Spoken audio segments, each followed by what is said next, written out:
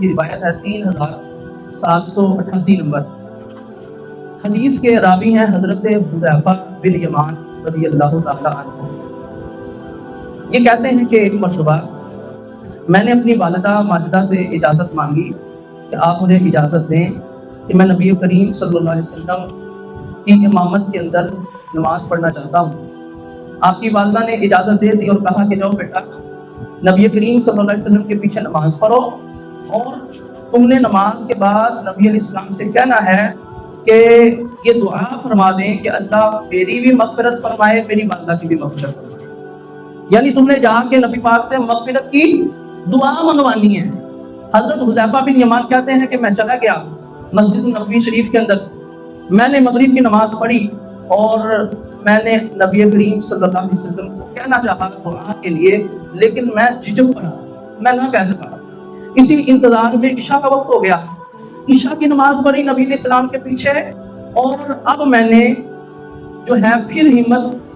جو ہے میں نے کی، اور میں نے کہا کہ اپنے دل میں کہا کہ اب میں نبی علیہ السلام کو کہتا ہوں کہ آپ میرے لیے اور میری والدہ کے لیے دعا فرما دیں۔ کہتے ہیں کہ نبی علیہ السلام نے جیسے ہی نماز پڑھی، آپ اپنے در دولت کی طرف روانہ ہونے لگے تو میں نبی علیہ السلام کے پیچھے پیچھے چل دیا۔ نبی کریم صلی اللہ علیہ وسلم نے پیچھے مڑ کے نہیں دیکھا، آگے ہی چہرہ اقدس ہے، اور فرمانے لگے کون ہے؟ کیا حذیفہ ہے؟ کیا فرمایا؟ کیا حذیفہ ہے؟ اتنی بات کہی، حضرت حذیفہ کہتے ہیں ابھی میں نے نبی پاک کو دعا کے لیے کہا نہیں، آپ نے خود ہی کہا کون ہے، پھر خود ہی جواب دیا حذیفہ ہے، پھر فرمایا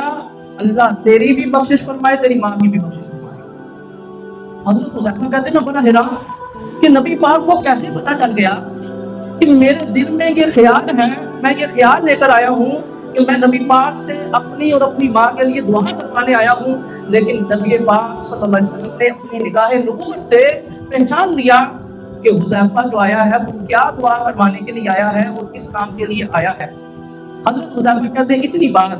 جب نبی پاک صلی اللہ علیہ وسلم نے فرمائی، ساتھ ہی فرمایا اے حذیفہ، آج آسمان سے زمین کے اوپر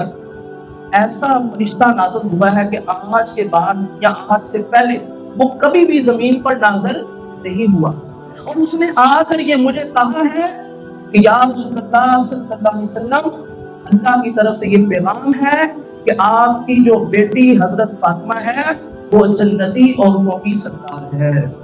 اور آپ کے جو نواسے امام حسن اور امام حسین ہیں وہ جنتی نوجوانوں کے سردار ہیں۔ اب یہاں پر اس حدیث پاک کی شرح میں